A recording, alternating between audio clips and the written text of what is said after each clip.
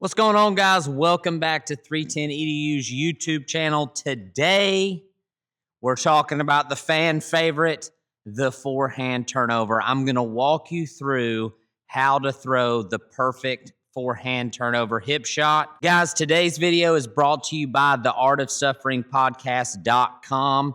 We got it live. We got new merch out. This is the Never Weaken 2 Timothy 1:7 shirt. 2 Timothy says, "For God did not give you a spirit of fear, but of power, of love, and self-discipline." Never weaken, guys. Keep after it. If you haven't checked out the Art of Suffering podcast, check it out on this YouTube channel. My hope with the podcast is to encourage you guys to keep it pushing and to never weaken and to share people's stories and suffering. So check that out right here at 310 EDU's YouTube channel.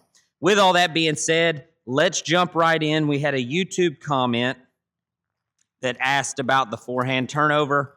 So let's talk about it. I will say before we get started, I have an extremely in-depth version of this video at 310edu.com. So if you really need some more instruction, some more detailed instruction on this shot, that is the place to go. First things first, one of the biggest mistakes I see with the forehand turnover is when somebody washes out their shots or they fan their shot out. And what I mean by that is they try to throw their shot and they bring their hand across, okay? A huge part of the forehand turnover hip shot and the head shot, honestly, is the angle of your swing and then how you deliver it, guys. So basically what you're going to want is you're going to want a really steep angle, right? And then you want to deliver that shot straight up in the air, if that makes sense. So you're going to drag that loop from the back of your swing with it way behind you. You kind of want your shoulder to be cocked back, your elbow way up. Drag it straight up into the air. And it's almost like if you imagine shooting a three-point shot in basketball, right? Look at the flick of the wrist. That's what I'm doing. And I'll show you a close-up on how I split that spoke. But the number one mistake I see is guys trying to get that angle for that shot. So they'll get the angle for the shot like this. They'll get the angle, and then when they deliver it, they try to bring their hand over. They try to bring their hand over to try to make it turn over. That's not what makes the rope turn over. What makes the rope turn over is the angle of the shot, right? So you have to have that steep angle, and then you need to throw it straight up in the air. And what you want is you want for that rope to go straight up in the air, hit the end of itself, and then it just flips right over. So if you get the angle right and the delivery right, usually it'll just turn right over for you. There's nothing special you're doing with your hand other than just delivering the shot. So I'll throw it again. So we're going to get a real steep angle, real big loop. We're going to have a pretty powerful swing and then straight up in the air, right? And it's here, okay? It's not here. That's a huge mistake with beginners in this shot. Another really important thing, and I'll get some video of this, is how I'm splitting my spoke.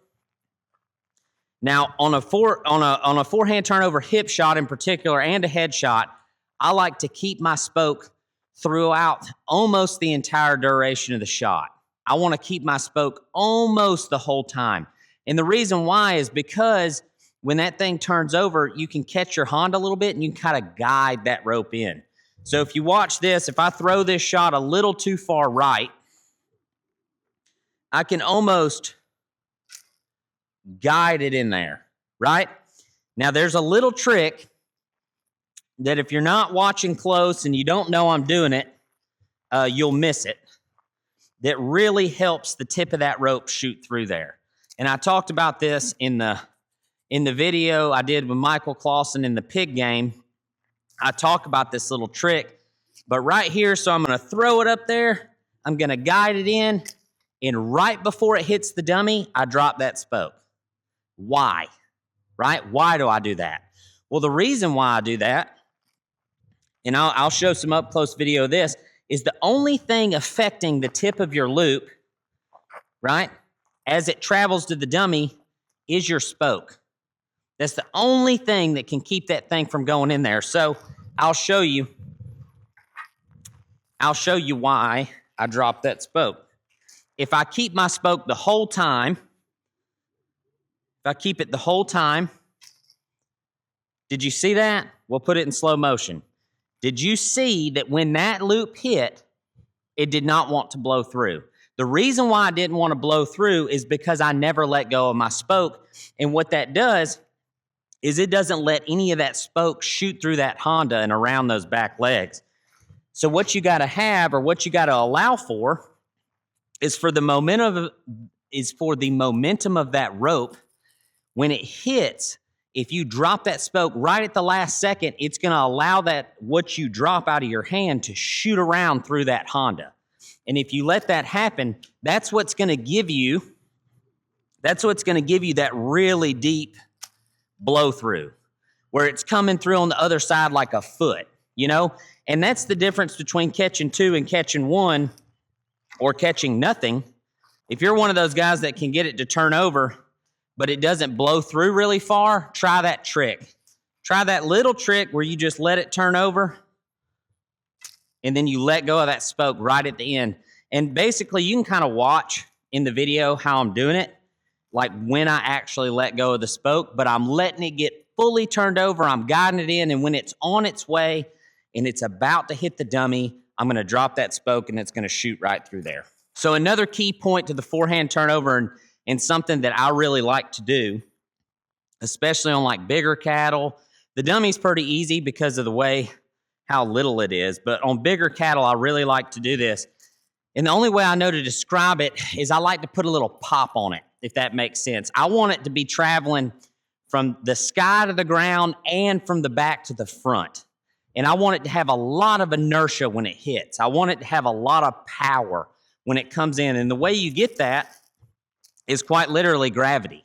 You throw it higher, and then as it's traveling to the ground, these polys are so heavy, they just want to do the job.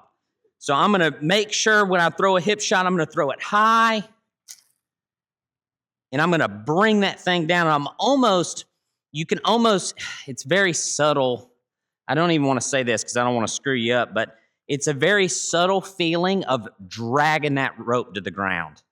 Because once it gets up there and it starts to turn over, as long as it turns over correctly, you can kind of manipulate it, right? Just like how you can guide it in, you can kind of guide it to the hip. Like once it turns over and you know it's going where you want it to go, you can kind of drag it down just a little bit, put a little more pop on it, and that's going to get that tip really shooting through there. Right? And this all slows way down. The more you throw this shot, the more you practice it, that turnover in the air will almost start feeling like slow motion. And you can feel it kind of tugging against your hand as you're guiding that loop to where you want it to go. The headshot doesn't really change for this at all for me. You can throw it faster for sure. But when it comes to the hip shot, this is about my target range. I want to be in front of the calf's head, in front of the calf's drive line. You can throw it all the way back here, but I personally like this angle better. Plus, it sets up more because you're in front of the drive line. But the fact is that if you can get that angle right, you can get that thing turning over, you split your spoke, you guide it in, and then you drop your spoke at the end, the tip should shoot right through. Guys, that's just a little quick tutorial on the turnover hip shot, the forehand turnover hip shot. Again, check out the artofsufferingpodcast.com. Go listen to the Art of Suffering podcast. I hope it brings some value to your life. It's my attempt to be as honest and raw as I possibly can with you guys.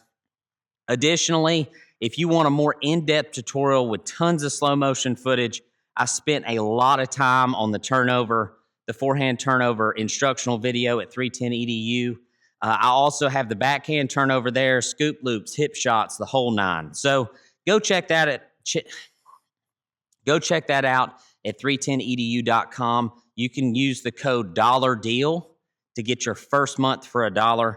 As always, guys, thank you so much for watching. We appreciate all the support, and I'll see you in the next video.